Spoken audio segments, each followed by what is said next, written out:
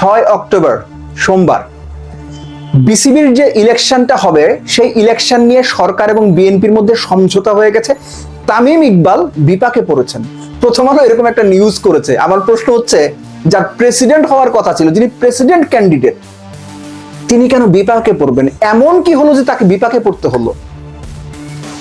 ওই রিপোর্টে যা যা বলা হয়েছে সেই ঘটনাগুলো অনেকদিন ধরে আসলে মিডিয়ায় চর্চিত হচ্ছে, লেখালেখি হচ্ছে।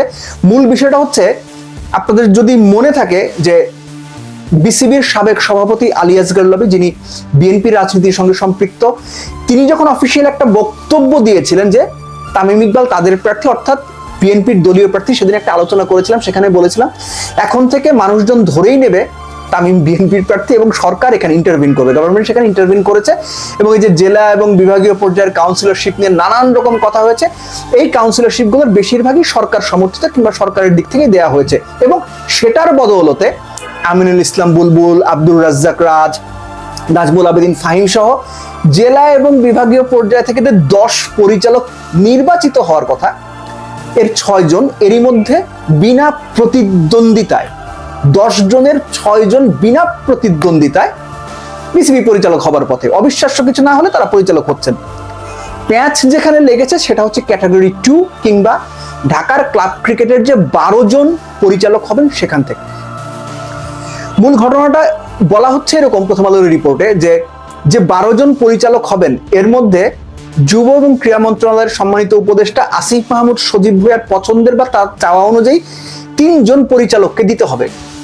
কিন্তু অনেকেই সেই সময় যারা বিএনপি সমর্থিত এই ক্লাব যে প্যানেলটা রয়েছে তারা মানতে রাজি হচ্ছিলেন না। এর মাঝখানে মাহবুবুল আনাম, যিনি বিসিবির বর্তমান বোর্ডেও রয়েছেন, অনেক আপনার প্রসিদ্ধ সংগঠক, অনেক পুরনো মানুষ, তিনি যখন নির্বাচন থেকে নিজেকে সরিয়ে নিলেন তখন একটা নেতৃত্বের সংকট তৈরি হয় এবং এই সংকটের পরে ওই রিপোর্ট অনুযায়ী তামিম ইকবাল বিএনপির একদম শীর্ষ নীতি নির্ধারণী পর্যায়ে যারা রাজনীতিবিদ আছেন তাদের সন্তানদের এনগেজ করার চেষ্টা করেছেন। এখানে মির্জা আব্বাস, তারপর হচ্ছে আমির খসরু মাহমুদ চৌধুরী, বরকতুল্লাহ বুলু এবং একই সঙ্গে আপনার সালাউদ্দিন আহমেদ, এই 4 জনের সন্তানদের এনগেজ করা হয়েছে। তারা এরই মধ্যে ঢাকার ক্লাব ক্রিকেট থেকে কাউন্সিলরশিপ পেয়েছেন এবং নমিনেশন পেপার জমাও দিয়েছেন এবং তাদের নমিনেশন পেপার বৈধও হয়েছে। ঝামেলা যেটা হয়েছে, এই যে 12 জন কাউন্সিলরশিপ বা 12 জন ডিরেক্টর যে হবেন, এর মধ্যে 2টো পদ বা 2টো ডিরেক্টরশিপ আসিফ মাহমুদ সজীব ভুঁইয়া বা তার মনোনীত প্রার্থীকে দেওয়ার ব্যাপারে সমঝোতা হয়ে গেছে। সেই 2 জন কারা? বিসিবির সাবেক সভাপতি ফারুক আহমেদ, এবং ফারুক আহমেদের সময় সম্ভবত বিসিবির আপনার সিকিউরিটি ডিপার্টমেন্টের দায়িত্বে ছিলেন মেজর অবসরপ্রাপ্ত মিস্টার ইমরোজ। তো বাকি রইল 12 থেকে 10, 2টো তো নিয়ে গেছে। এই 10-এর মধ্যে থেকে যে 4 জনের কথা আমি বললাম যে বিএনপির শীর্ষ বা নীতি নির্ধারণী পর্যায়ের মানুষ, তাদের সন্তানেরা, এই 4 জন ডিরেক্টর হবে। কেননা যখন থেকে সরকারের সঙ্গে ক্লাব ক্যাটাগরির এই নির্বাচক প্যানেল নিয়ে একটা দ্বন্দ্ব কিংবা একটা বিভেদ তৈরি হয়েছে, তখন থেকেই প্রথম আলোর রিপোর্ট অনুযায়ী তামিম ইকবাল তাদেরকে এনগেজ করার চেষ্টা করেছেন। এখন তারা এনগেজ হয়ে যাওয়ার ফলে বা 4 জন এনগেজ হয়ে যাওয়ার ফলে তাদের হাতে বাকি যে 6টা জায়গা থাকে পরিচালকের, সেই 6টা জায়গা এনাফ হচ্ছে না। এই 6টা জায়গা কার কার?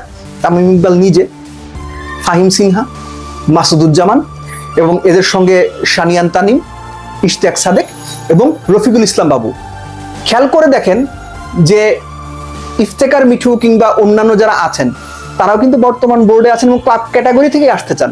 যেই মুহূর্তে তামিম বিএনপি সমর্থিত বা বিএনপির নীতি নির্ধারণী পর্যায়ের নেতাদের সন্তানদের এনগেজ করেছেন এবং তাদের পরিচালক হওয়ার সম্ভাবনা তৈরি হয়েছে, এটা কিন্তু যারা পুরনো সংগঠক, যারা বিসিবি পরিচালক হতে আগ্রহ প্রকাশ করেছিলেন কিংবা এই বোর্ডে ঢুকবেন বলে একদম নিশ্চিত ছিলেন, তারা কিন্তু একটা ধাক্কা খেয়েছেন। এবং এই ধাক্কাটার ফলে যেটা হয়েছে, ক্লাব ক্যাটাগরির যে ভোটের ইকুয়েশন, সেই ভোটের ইকুয়েশনটা এখন কি হবে আপনি হলপ করে বুকে হাত দিয়ে বলতে পারবেন না, কেউ বলতে পারবে না।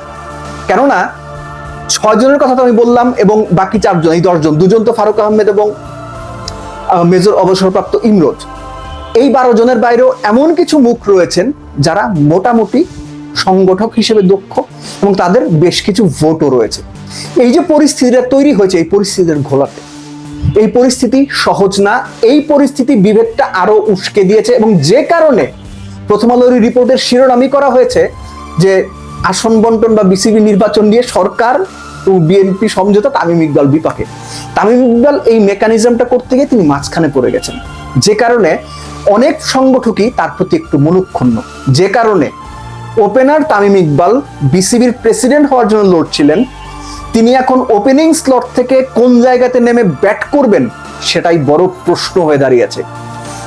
এর মধ্যেই জানা যাচ্ছে যে তামিমকে বাংলাদেশ ক্রিকেট বোর্ডের সবচেয়ে গুরুত্বপূর্ণ যে জায়গাগুলোর একটা জাতীয় দল ম্যানেজমেন্ট কিংবা ক্রিকেট অপারেশনসের দায়িত্ব দেওয়ার কথা বলা হয়েছে এবং সেই ব্যাপারে বোর্ড অ্যাগ্রিড বা যারা নীতি নির্ধারক আছেন তারা অ্যাগ্রিড। একই সঙ্গে সেন্টার অফ এক্সিলেন্স যেটা করার কথা বলা হচ্ছে, সেই সেন্টার অফ এক্সিলেন্সটাও তামিমের দায়িত্বে থাকবে, এরকম কিছু বলা হচ্ছে। কিন্তু মূল প্রশ্নটা হচ্ছে ভোটের খেলাটা যখন ব্যালটের হিসেবে আসবে তখন আসলে কে কাকে ভোট দেবে এটা কি কেউ হলফ করে বলতে পারবে?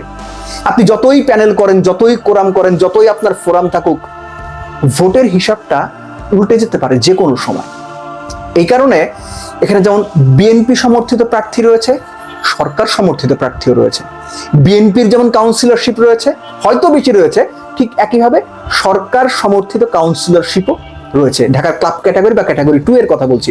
একই সঙ্গে যে ক্লাব ক্যাটাগরির কর্মকর্তারা কিংবা সংগঠকরা লম্বা সময় অপেক্ষা করছেন বিসিবিতে ঢোকার জন্য, ক্লাব ক্রিকেটে যাদের অবদান রয়েছে, তারা কি খুব সহজেই পিছপা হবেন, খুব সহজেই জায়গা ছেড়ে দেবেন? আপনাদের কি সেটা মনে হয়?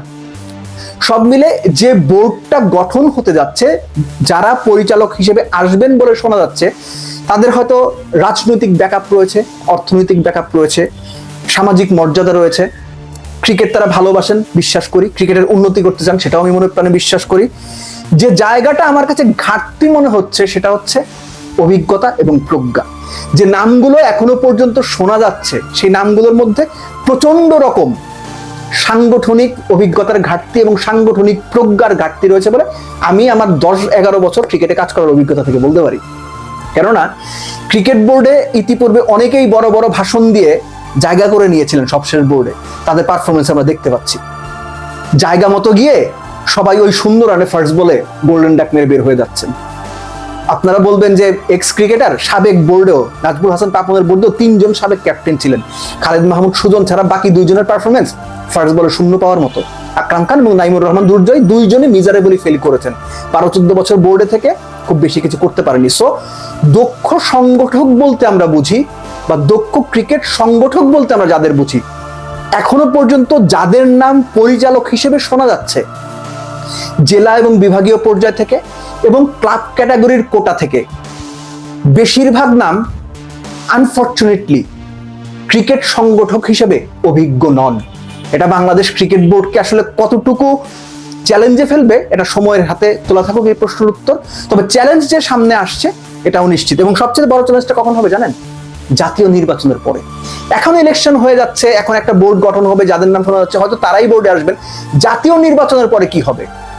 যিনি যে দায়িত্বে আছেন, যেভাবে পরিচালক হয়েছেন, তারা কি সেভাবেই থাকবেন নাকি তখন নতুন অন্য কোনো মেরুকরণ তৈরি হবে? এই কথা আমি এর আগেও বলেছিলাম। বুলবুল ভাইকে নিয়ে যখন প্রেসিডেন্টশিপের কথা আলোচনা হচ্ছিল, তিনি নিশ্চিত প্রেসিডেন্ট, ওই আলোচনাতে আমি বলেছিলাম যে বুলবুল ভাইয়ের আসল বিষয়টা হবে জাতীয় নির্বাচনের পরে তিনি থাকবেন কিনা, কারণ এনএসসি থেকে আসলে ফারুক ভাইকে যেভাবে সরানো হয়েছিল তাকেও সেভাবে সরানো হতে পারে। ওই রিস্ক অ্যাসেস করে আমিনুল ইসলাম বুলবুল এখন ঢাকা বিভাগীয় ক্রীড়া সংস্থা থেকে কাউন্সিলর হয়ে এসেছেন। কিন্তু জাতীয় নির্বাচনের পরে সবকিছু ঠিকঠাক থাকবে, এখন বোর্ড গঠন হওয়ার পর এই বোর্ডই এইরকম ভাবেই চলবে, এটা চিন্তা করাটা এই মুহূর্তে একটু ডিফিকাল্ট। কেননা বাংলাদেশের নির্বাচনী হাওয়া অনেক কিছু বদলে দেয়, আর ক্রিকেট বোর্ড নির্বাচনী হাওয়ার একদম মাঝখানে থাকে।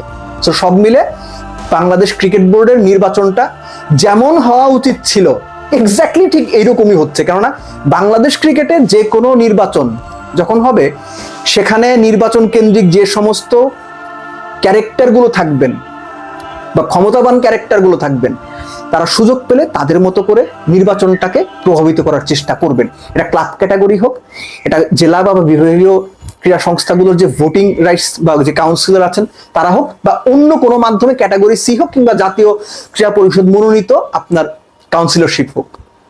নির্বাচন মানেই খেলা, ক্রিকেট দেশের সবচেয়ে জনপ্রিয় খেলা, এবং দেশের সবচেয়ে জনপ্রিয় খেলা নির্বাচনে সবচেয়ে বেশি খেলার ইকুইপমেন্ট বা সবচেয়ে বেশি খেলার উপকরণ থাকবে, এটা তো স্বাভাবিকভাবে ধরেই নেওয়া যায়।